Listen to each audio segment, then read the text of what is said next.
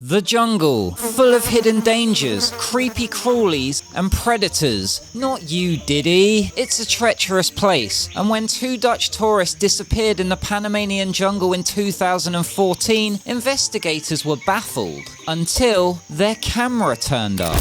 And what they found on that camera was absolutely chilling. Welcome to another episode of The Blair Itch.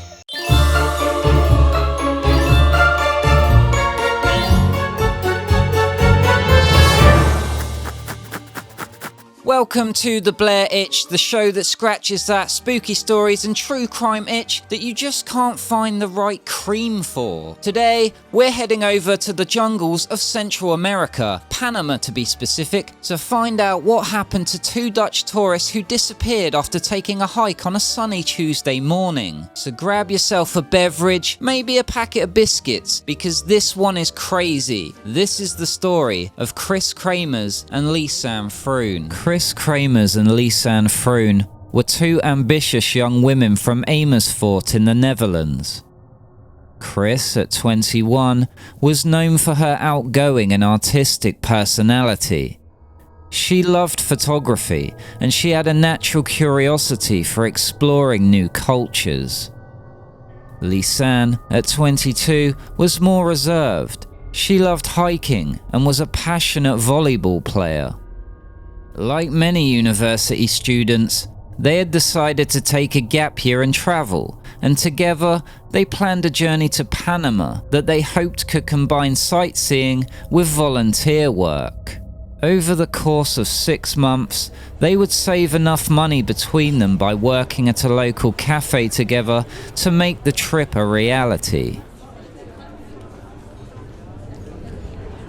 On March 15th, 2014, they arrived in Panama and spent the first few weeks exploring the cities and getting familiar with the culture. Their final destination was the town of Boquete, a serene but remote area popular with tourists and hikers. The two women were excited to start volunteering with local children while enjoying Panama's natural beauty. Now, when Lisanne and Kris arrived in Boquete, they were actually told by the school they were volunteering at they wouldn't be required for another week or so. So in the meantime, they decided to explore a bit. Now, Boquete is a fairly isolated town right up in the mountains, around 37 miles from the Costa Rican border. And owing to its natural geography, it has like loads of really beautiful hiking trails, which make it like the ideal place just to get out and go exploring and go for a walk. So what better way to kill some time by going on a hike up in the mountains? On April 1st, 2014, Kris and Lisanne decided to take a hike along the Pianista Trail, a beautiful but sometimes challenging path known for its scenic views of the Panamanian jungle. They left their host family's house that morning with a backpack containing only minimal supplies. Just one bottle of water, a camera, and their phones.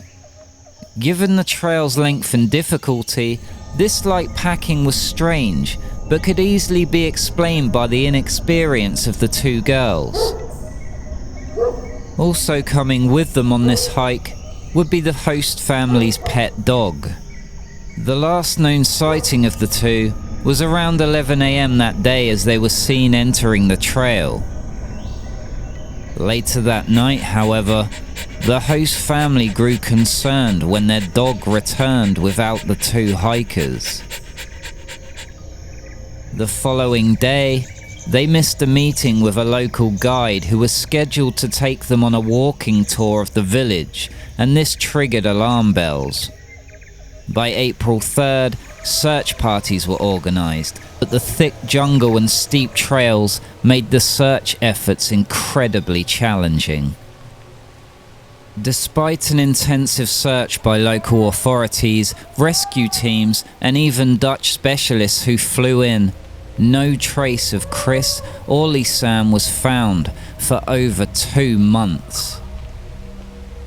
Now, for people like me who live in a part of the world that is really gentle geographically, and if you do get lost somewhere, you can sort of just pick a direction and walk for 5 minutes in that particular direction, and you'll eventually come across a town or civilization or something like that. It's important to understand just how difficult and challenging this rainforest terrain actually is. Now, the start of the Pianista Trail, although fairly challenging, it's kind of gentle at first. It winds its way naturally through open meadows and fields before making its way up a steeper incline through the jungle, and you actually penetrate the cloud layer. It's called a cloud forest because you're up above the clouds. You make your way through the clouds if it is a cloudy day, and then you reach the summit and you get these wonderful views across Panama. And this is where most people stop and they take a couple of selfies before turning back around and heading back down the trail. But it is actually possible to take another trail north of here across the continental divide. Now, this trail is more for indigenous people. It's not well maintained. It is overgrown. It is dark. The canopy and foliage is so thick you can't see the sky. It's not a trail for an inexperienced hiker to take alone. And accidentally leaving a trail like this for whatever reason, you need the toilet or something, you leave the trail, you can become disorientated really easily and not be able to find your way back. Now, why Kris and Lisanne decided to take this trail beyond the summit, we can only speculate. The popular theory is they were trying to find a waterfall they'd looked up on the internet. Now, as previously mentioned, they were traveling incredibly light, just a bottle of water and a few other things, and I think it's fair to say that in their naivety and inexperience, they had underestimated the terrain and the wilderness, which you should never do. Anecdote time. I remember going hiking in Snowdonia in Wales sort of 10 years ago in the autumn time, and my friend texted me before I went and he said, you know, have a nice time, but be careful, don't underestimate it.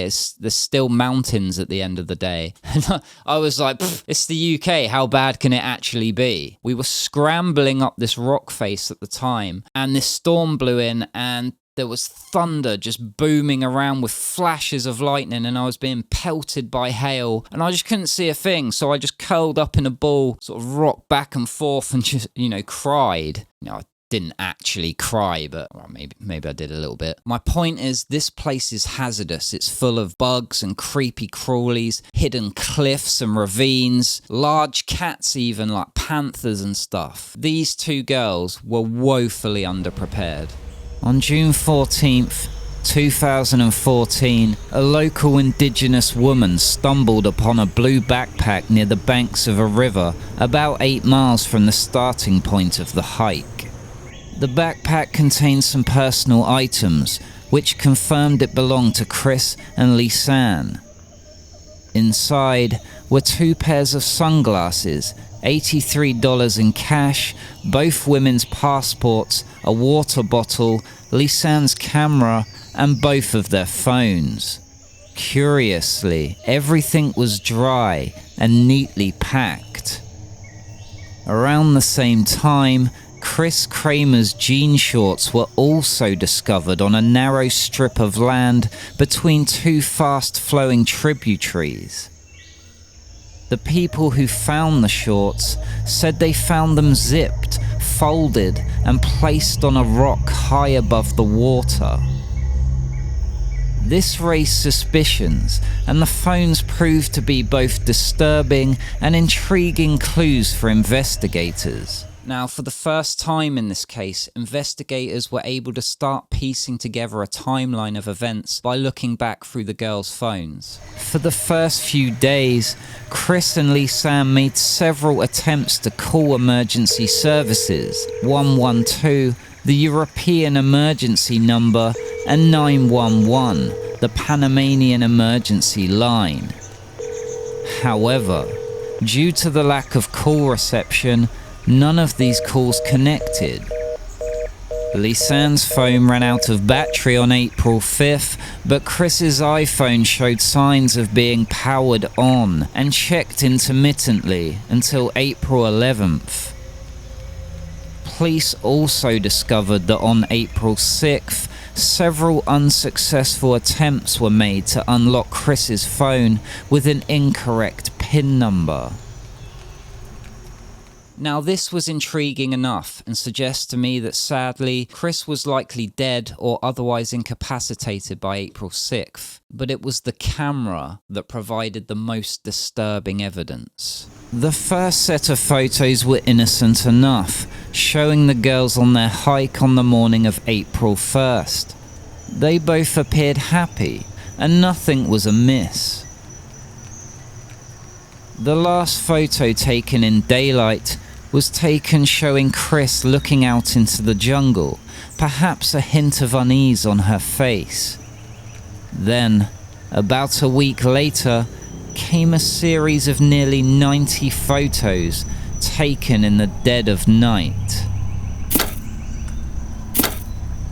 Taken in the pitch dark between the hours of 1 and 4 a.m, the photo showed the girls' belongings spread out on rocks, plastic bags and candy wrappers, oddly piled mounds of dirt, a mirror, and most bizarrely of all, the back of Kris Kremers' head with what could be blood in her hair.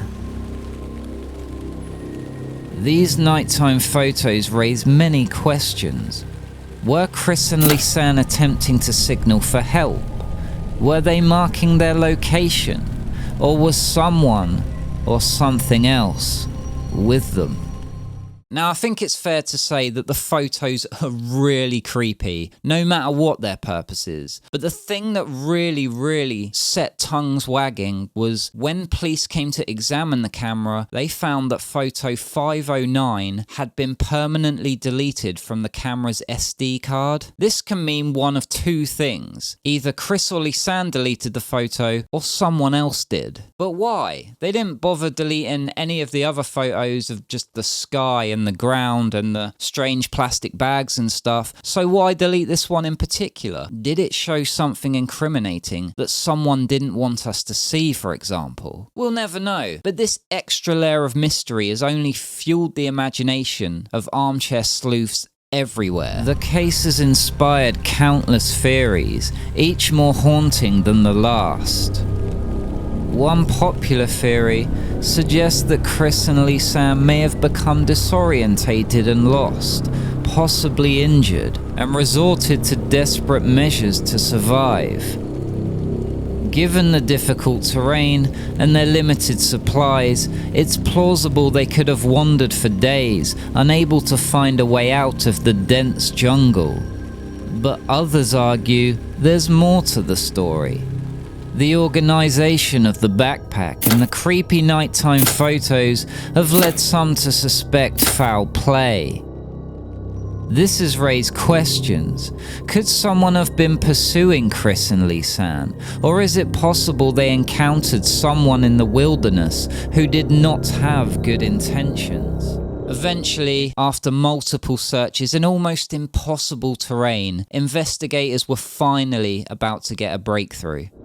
In addition to the backpack, authorities eventually found small bone fragments and body parts of both women scattered in the same river region.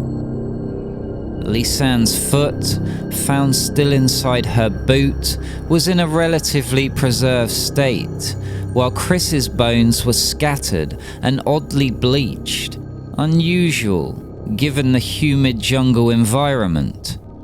Experts remain divided, with some suggesting that the bleaching could have been due to environmental exposure, while others think it may indicate something more sinister. The investigation continues to raise questions about the gaps in evidence. No clear sign of struggle was documented, nor any definitive answer for why they would have ventured so deeply into the jungle without extra supplies or guides. Years later, Kris and Lisanne's story remains a mystery, one that has fueled countless hours of analysis and debate. Theories range from tragic accidents and jungle hazards to more unsettling possibilities like foul play or even the involvement of local crime. But without definitive evidence, the question remains: what really happened to Kris and Lisanne? Their story serves as a haunting reminder of how quickly a dream adventure can turn into a nightmare, especially in the wilderness. For the families and friends of Kris and Lisanne, the search for answers and for closure continues to this day.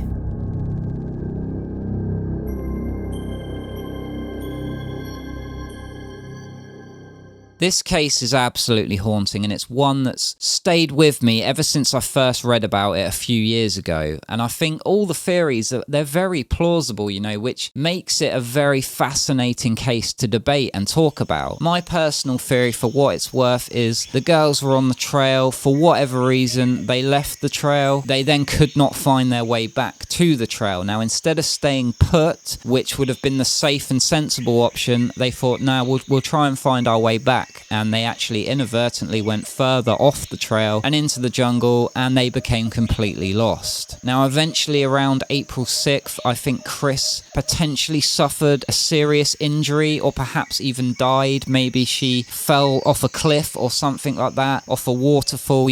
Something happened to Kris on April 6th, I think, which explains Lisanne trying to unlock Kris's phone and not knowing the pin and unable to ask her what the pin is. The camera photos, I think, were Lisanne trying to signal to a search party or helicopters with the flash in the dark. I think in a few of them you can see it's raining, hence the artifacts in the photographs. And I believe we know that one of the search parties did take place in the night in the rain. So I think she could perhaps hear them in the distance. And sadly, she was, using the flash to try and get their attention in the dark, and it obviously didn't work, but that's my theory. Phone powering on and off throughout the day, that's just Lisanne, I think, trying to conserve battery on the phone and to see if she can get signal to make an emergency call. I don't think there's anything nefarious there. And then eventually, sadly, Lisanne loses her battle and she passes away. But she survived a very, very long time, and I think it needs to be remembered what a strong girl she was. She was going for days and days and days, and it's so sad that they didn't make it out at the end. It doesn't explain everything though. Why did her bag end up in that river with everything inside it neatly packed? I don't know if I was on my last legs and dying and I made one last desperate call to emergency services before passing away, that I'd have the energy to put the phone then back in my bag and fold everything neatly. I mean, maybe she was